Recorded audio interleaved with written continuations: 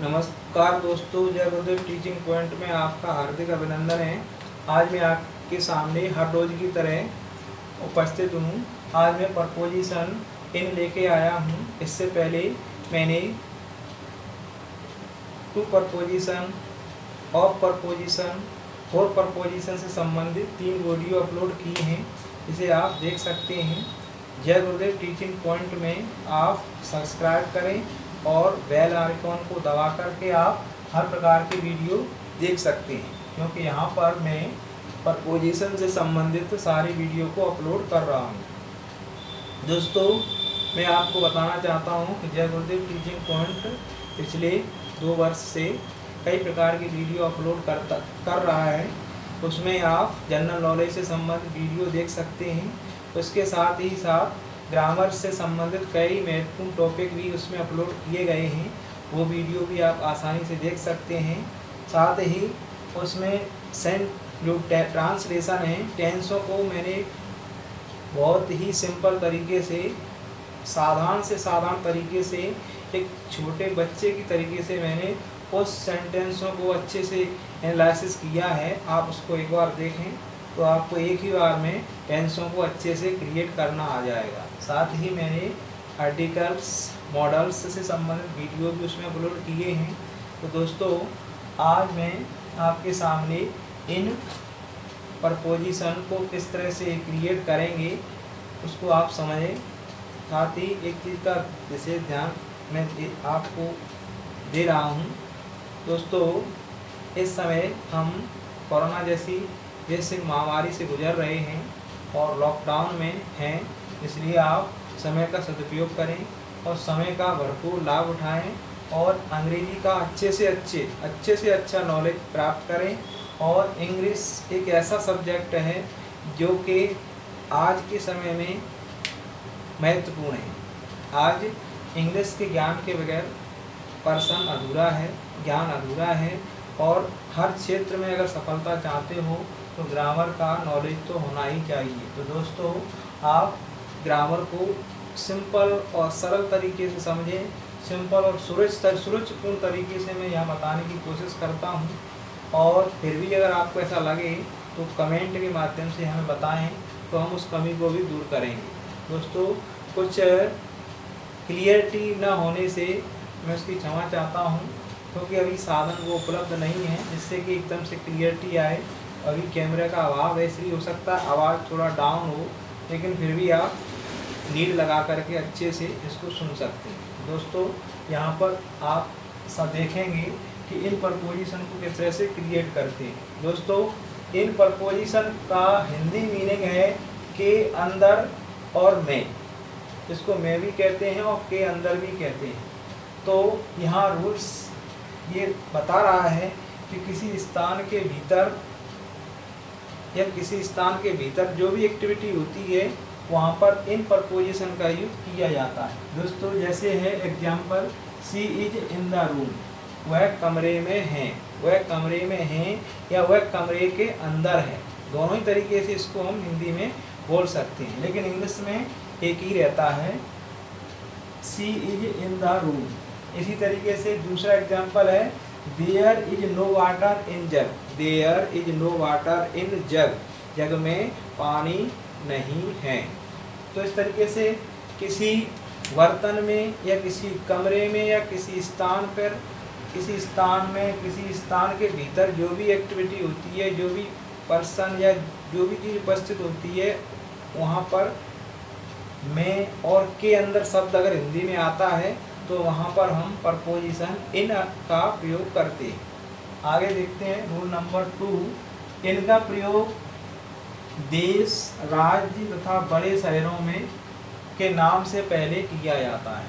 यानी इनका प्रयोग देश, स्टेट या कंट्री, स्टेट तथा big city, state and country name, in name से पहले हम इन प्रपोजिशन का यूज करते हैं। आगे इसको एग्जाम्पल से समझ सकते हैं। दोस्तों, यू लिव इन ग्वालियर, तुम ग्वालियर में रहते हो। आई लिव इन भोपाल, मैं भोपाल में रहता हूँ। They live in Australia, way Australia में रहते हैं। या the player is playing in the garden, Sachin is playing in the field. तो इस तरीके से यहाँ पर किसी मैदान के अंदर, किसी जगह के अंदर, क्या किसी घर के अंदर, या वहाँ अंदर शब्द आए तो वहाँ पर इन प्रपोजिशन का यूज किया जाता है। आगे तीसरा रूल्स बताता है कि period of time, period of time में भी इन प्रपोजिशन का यूज किया जाता है। जैसे इन the morning, in the evening, in 20 years, in A years, in summer. तो इस तरीके से मंथ नेम से पहले, सीजन नेम से पहले, ईयर्स उससे पहले, इवनिंग, नाइट। तो दोस्तों period of time in the morning, in the evening, in 20, in years, in summer, summer season, in May. तो पीरियड ऑफ टाइम में दोस्तों समय को डिवाइडेशन होता है, और डिवाइडेशन में मॉर्निंग आता है, इवनिंग आता है, नून आता है, आफ्टरनून आता है, मिडनाइट आता है, नाइट आता है। तो कहने का मतलब ये है कि एक दिन में भी 4 पार्टों में एक दिन बटा रहता है। तो उसमें सुबह के समय इन मॉर्निंग कहलाता है, शाम के समय इन द इवनिंग। तो इस तरीके से पीरियड टाइम में हम इन प्रपोजिशन का यूज करते हैं। आगे का रूल्स ये कहता है दोस्तों कि इन ड्रेस, ड्रेस या हमारी वेशभूषा, तो पर्सन जो भी वेशभूषा पहनते हैं उसमें भी हम इन प्रपोजिशन का यूज करते हैं, इन ड्रेस। जैसे एग्जाम्पल के माध्यम से समझा जा सकता है कि I saw her in white sari, I saw her in white sari, यानी मैंने उसे सफ़ेद साड़ी में देखा। उसके बाद छठवां रूल बताता है राइट इन, किसी भी चीज़ को हम जब लिखते हैं, चाहे पेंसिल से लिखें या इंक के माध्यम से लिखें या ब्लड या खून के माध्यम से किसी से भी लिखें, तो वहाँ पर राइट के बाद इन प्रपोजिशन का यूज हम करते हैं। जैसे एग्जाम्पल में हम देख सकते हैं don't write in red ink. इसमें बताया गया है कि लाल स्याही से मत लिखो, don't write in red ink.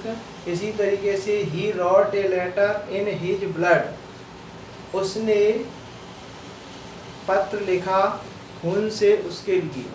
तो इस तरीके से हम किसके माध्यम से, किस चीज़ से हम लिख रहे हैं, वहाँ पर भी हम इन प्रपोजिशन का यूज करते हैं दोस्तों। उसके बाद इन ऑक्यूपेशन, किसी व्यवसाय में भी हम इन प्रपोजिशन को प्लस करते हैं दोस्तों। जैसे एग्जाम्पल से समझ सकते हैं दोस्तों, he is in the army, वह आर्मी में है, वह सेना में है। He her uncle is in politics, उनकी चाचा जी राजनीति में हैं। तो दोस्तों इस तरीके से हम प्रपोजिशन के विभिन्न पार्टों को हम शब्दों की सिचुएशन के अकॉर्डिंग रखते हैं। तो यहाँ इन से बनने वाले सेंटेंस हैं, तो उनकी विभिन्न डिफरेंस सिचुएशन है यहाँ पर।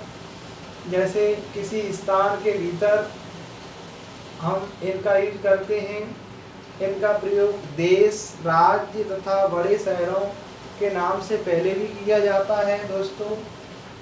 यहाँ पर बताया गया है यू लिव इन ग्वालियर, वहाँ पर भी हम इन प्रपोजिशन का यूज करते हैं। इसी पीरियड ऑफ टाइम में भी इन प्रपोजिशन का यूज किया जाता है। ड्रेस, पर्सन के जो पहनावे होते हैं, जो उनकी यूनिफॉर्म होती है या वेशभूषा होती है, उसको प्रदर्शित करने के लिए भी हम इन प्रपोजिशन का यूज करते हैं। उसके बाद किसी के माध्यम से किसी के द्वारा लिखा जाने पर वहाँ पर भी राइट इन यानी इन प्रपोजिशन का यूज किया जाता है। इसी तरीके से इन ऑक्यूपेशन व्यवसाय को प्रदर्शित करने के लिए हम इन प्रपोजिशन को प्लस करते हैं। तो दोस्तों इसके आगे भी दो और हैं, इसको अभी हम बताने जा रहे हैं।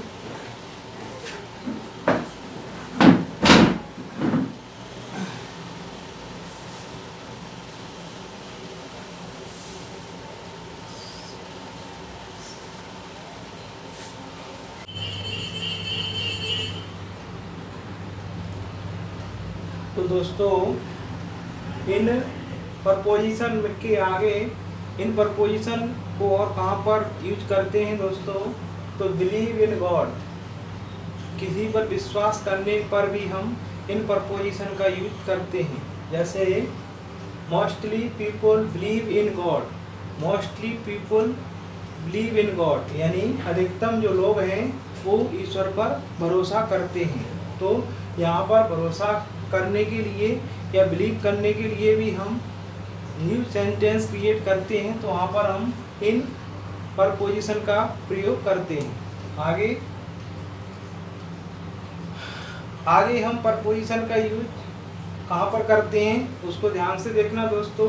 जब कार, टैक्सी, बस के पहले एट एडजेक्टिव ए प्लस एडजेक्टिव आता है तो उसके पहले इन प्रपोजिशन का यूज किया जाता है। या इसको ऐसे समझ सकते हैं दोस्तों, तो कोई भी एडजेक्टिव उसके पहले अगर ए आता हो तो वहाँ पर हम इन प्रपोजिशन का यूज करते हैं।